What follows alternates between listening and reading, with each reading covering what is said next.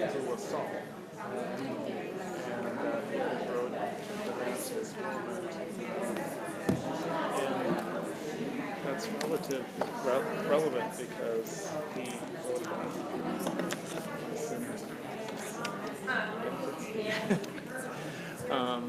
but I think I've reflected on doing this call because we talked about how we make mistakes when we're physically asked to move forward. So it's really meaningful to me, and my parents obviously do. My name is Tara. My parents also gave me my name. It means, I think, tower or fortress. It's an Irish name. My parents actually, they started dating when they were 17, and apparently always knew they were going to name their first daughter Tara. I don't know why, but like that name stuck with them for over 10 years, and she actually ended up having me. So, yeah. My name is Victoria, but my middle, I guess, I don't know really what Victoria means. I think I've heard people say, oh, you know what your name means? But I guess my middle name is Oduayo, which means year of joy. So it's kind of like a thing, and like everybody's like, at least in like the Yoruba culture, which is a tribe in Nigeria, but it's like your middle name or your name has to like mean something, and sometimes it kind of like all your siblings maybe have like a matching, like it has a theme to it. So ours is joy. So like mine is year of joy, and then my brothers all have joy in their names. The one right after me is my joy has become two, and then the one after him is God has added to my joy, and then the last one is just my joy. So yeah, that's our middle names, and that's what it means. It's really neat. 30 seconds. You can ask Victoria, but you go ahead. Yeah. So like we all have like our first names. We all have like English first names. So like I'm 4, Victoria, 3, Daniel, 2, David. 1. And I know that for some of the larger tables, not everyone got a chance to share, and I encourage you to make sure that that happens at some point, either during this session or shortly after the session. But why might we want to start a session talking about our names and where they came from? Why might that be an exercise we want to start with? Because it's about our identity. It identifies who we are. Why else might we want to start about that? We might have a connection. That we may have a connection. There may be something in our backgrounds that connect us. Yes? These people don't feel like strangers to me anymore. So the folks at your table no longer feel like strangers to you. Anything else that we might be after? Yes? Names are highly personal and also familial, and so it brings that closeness with their family as well. So it brings that closeness with your family as well. Was there anyone who did not have a story to tell? I didn't say we didn't have an opportunity. Is there anybody who didn't have a story to tell? So we all have a story to tell, right? And so when we think about diversity and inclusion, I want you to start thinking about it in a little bit of a different way. I want you to think about what are some added or complexities to diversity and inclusion that we haven't necessarily talked about yet, or think about in our organizations, right? Because typically we have a construct about diversity that Laura and I would like to add to, so that you can think about it more critically and actually get different and better results for your organization, all right? So thank you for engaging in that. Just really quickly, at Mayo Clinic, we want to be recognized by patients, employees, and peer institutions as a community as a leading model for diversity and inclusion. And so we're going to give you what that leading model might look like in ways that you can also use this in your organization as well. So we'll skip that. You don't need to know that stuff. So how does one define diversity? How is diversity defined? Yes, please. Well, when I talk about it with other people, the example I usually give is, and this is usually in trying to compare diversity with inclusion, but I talk about how diversity is like there's all different colors of skills. Okay, so different layers of skills? Different kinds, different colors of skills. skills. Okay, different kinds of skills, okay. Differences. Oh, Skittles. I'm sorry. She said Skittles. Okay, thank No, you. that's the metaphor we usually go to. It's like Skittles is like diversity. There's all different colors and flavors and all that stuff. So taste the rainbow. Right? They're all different. Cool. All the same. 1 plus 1 equals? 2. 1 plus 1 equals? 2. Right? I mean, so if I'm a math teacher and I give that as the problem and I have students who responded like you did, I'm not a very good teacher. Right? Because I said 1 plus 1 equals 2 in most situations. That is true. That's a truism, right? When we talk about diversity, we keep getting different answers about what that is. And if I'm a teacher and I'm giving a test and all of my students give me different answers for the same problem or the same question, whose fault is it in that classroom? Marco.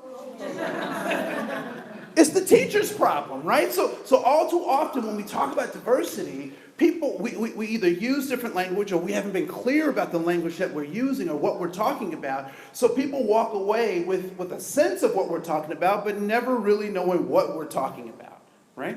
So one way that that's expressed is through, I don't think his video is going to play, so we're going to fast forward, is that someone once said that diversity is an old wooden ship. Anyone seen News Anchorman, the movie? Okay, all right, the joke is lost on that, right? I think we're dating ourselves. Yes, we are dating ourselves. So diversity is not an old wooden ship, right? Diversity is not an old wooden ship. But it is about our commonalities and our differences, right? So diversity is about honoring and recognizing our commonalities and our differences. And hopefully when you shared your names, you were able to see some commonalities. And when you shared your names, you were also able to see differences, right? So how many people have hungered for something, yearned for something? Please raise your hand if you've yearned or hungered for something. Either natural hunger or okay, cool. Most people raise their hands. Please raise your hand if you've ever been in love. Raise your hand if you've ever been in love, all right? Please raise your hand if you've had your heart broken. Raise your hand if you've had your heart broken, all right? Most people have raised their hand because they've had their heart broken. And please raise 2 hands if you've been the heartbreaker. All right. So how is it that we all, in some form, raised our hands or were able to engage in that set of questions? Commonalities. Because of our commonalities. And what is the root commonality? Being human. We are all human. So those are human experiences. And so whether that human comes in one form or another, or that humanity expressed in a way that I understand or a way that I don't understand, at the root, we are human. And so I can understand the human experience. Even if I'm not familiar with how it's expressed. I may not be familiar with the expression, but I can be familiar with the experience. Right? And so what we yearn for oftentimes falls under kind of the cultural aspects, right? So what we yearn for, or how love has happened, or who we love, or how that heartbreak happened, is typically kind of cultural. And we won't have time to talk about that right now. But diversity is recognizing our commonalities and our differences simultaneously. And so this is how we like to talk about diversity, and you've probably seen this diagram or one similar to it, but the levels and the complexity of diversity, right? So intersectionality is not oppression Olympics. Some people like to kind of talk about it in a very cynical kind of way, but it's actually a data point that actually leads us to better decision making when we can understand the intersections of all pieces of our identities. right? So the intersection of our identities leads us to better decision making, better choices, better opportunities that meet people. When we talk about pay equity, what is the traditional way that pay equity is addressed? What's the metaphor that people start off with? You've heard of pay equity, right? What's the story that gets told more often than not? That it's men and women, and that men make $1 and a woman makes 70 cents or 80 cents to that dollar. Anyone heard something similar to that, right?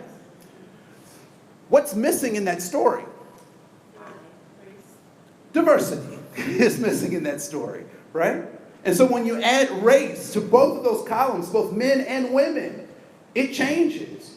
If you add religion to those, it changes. If you add sexual orientation or gender identity to those, it changes. And so when we think about diversity, it is about our commonalities and our differences matter, right? So first of all, I was not born black.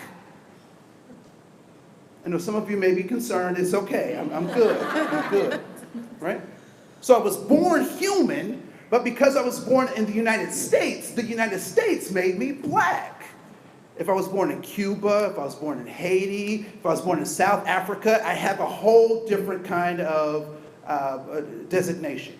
And so when we think about diversity, when we think about inclusion, it's important to recognize those things. So what is inclusion?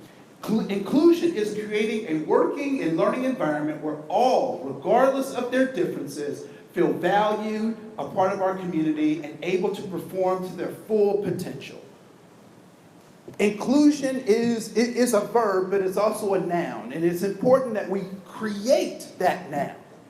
Inclusion won't happen on its own. It has to be something that we do together, that we build as an organization that is purposeful.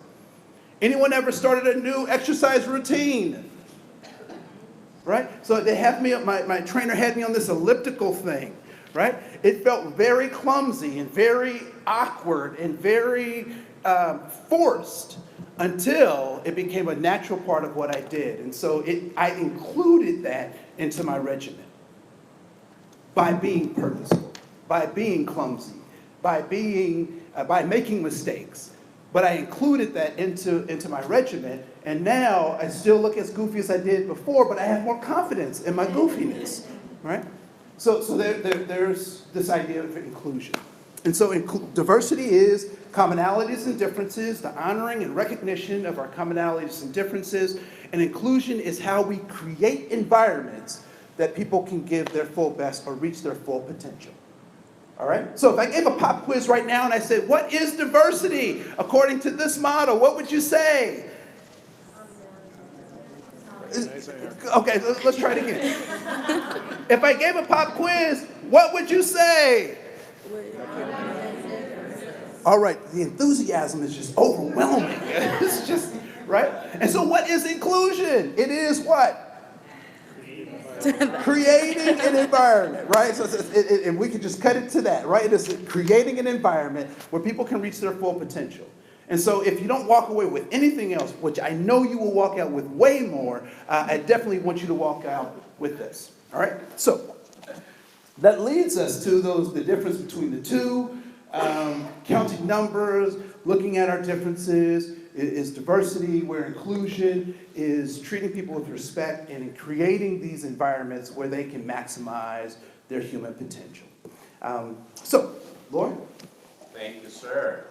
So Andre said and asked all of you, how do you define tolerance, right? We hear this term a lot when we step into places like this, workshops, trainings, whatever you want to call them, around diversity and inclusion, okay? And so we're going to explore this idea of tolerance, and we're also going to explore the behaviors associated, as well as the impact it has on your teams and your organizations. All right? So that's why I said, don't get too comfortable. I'm going to get you up and moving and get you talking. All right? So we're going to do that in a little bit. But before we get into that, come on, my friend. There you go. I'm going to introduce you to Dave. Dave, as you can see, has full colorful tattoos on both sides of his arms, right? He also drives a Harley to work. But I want you to imagine, or today, his Harley is broken down. So I want you to imagine that you are on the train, the bus, whatever mode of public transportation, and in walks Dave, walking down that aisle, and the only open seat is the one right next to you. What might you be thinking to yourselves? You do not have to answer me. But whether it's sit by me, don't sit by me, those are some cool tattoos, whatever it was that you were thinking to yourselves, how long did that take? You were going to snap?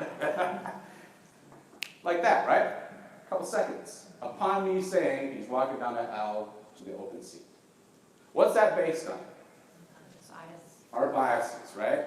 Okay, great. So our bias can be favorable or unfavorable. But I'll also even challenge you to think that favorable bias can have negative impact. So I grew up, I don't know about all of you, I grew up hearing that Asian kids are smart at math and science. Anybody else? All right. So I grew up hearing that all the time. But let me tell you something. I knew a lot of kids that did not fit that description. So what do you think happened to them? Right? They try to find a different box to fit in. And sometimes that different box can be negative in impact. Okay, so even a favorable bias such as that can have very negative impact on people. So I want to keep that in mind as we think about bias. There's multiple types, and I won't get into this. We've talked about this yesterday with Dr. Salazar in the ending keynote yesterday. But we're going to focus on conscious and unconscious bias. Conscious, you know them, you know where you learned them, you know when it's coming up. Unconscious is the opposite, right? And sometimes when our unconscious bias comes out, what happens? What might people do? They might call us out on it, right? And we might become what? Defensive. Okay, so that's one key to look out for is my defensiveness coming up, right? And is that an unconscious bias that's coming through? So we have this tolerance scale we're going to talk through that will help us look at some behaviors, real behaviors of how biases impact our teams and our workplaces, the environments. Andre talked about the environments that we build. So I'm going to talk you through this, then I'm going to divide you into 5 groups, and we're going to do an activity. So at the very starting stage of repulsion, people are different. You believe that people are different from you, and really they have no reason to be here. Okay? You don't want anything to do with this person. So imagine if Dave walked onto that bus, and you held him in this space of repulsion, what would you do? Or just leave that bus. Right? I don't want anything to do with him. So I'm just going to leave that bus or that train, or I say it to him. Call it out that you're not wanted here. Avoidance, different from you, make you uncomfortable, but you still believe that there's a space there for them. Okay? And so Dave walks onto that bus, he sits down next to you, you get up, stand in the aisle, just so you don't have to interact with him. So those are the behaviors that would show up, right? Tolerance, different from you, that makes you uncomfortable, but you do believe that he or she has a place here. Okay? They do have a place here, they have a right to be seen here, they have a right to work here, but if you had it your way, I don't know if I'd do too much around it about this person. Okay? Acceptance. They are different from you, but differences don't matter. How many of you have heard of the term colorblind? Yeah? That's where this lives. Right? Colorblind. So I grew up in Minneapolis, St. Paul. I was born in the Ban Vinai refugee camp in Thailand. and came over when I was 7 months old, right after the fall of the Vietnam conflict. And so I grew up in Minneapolis, St. Paul. Halfway through my sophomore year in high school, my parents moved me and my family, our family, to a small farming community called Corcoran, Minnesota, which is about 3,000 people. Okay? And so I went from Minneapolis South High School, 500 plus in my class, would have been graduating class, to 88. Whoa, she says. I was one of maybe 4 kids of color in that graduating class, or almost in my whole school, counting my siblings. But I was one of 4. But I also was very active in sports and theater and music and stuff, right? So my friends at Rockford always said, Lord, we never saw you as mom, we just saw you as one of the guys. What's wrong with that picture? What's that? Nothing? Is it okay for me to just be one of the guys? They don't appreciate the value of your differences. You mean every time you came to my house, you never realized the bamboo sticks and the string coming across my living room to this altar-looking thing in the middle of the living room because my dad was a shaman, monk shaman?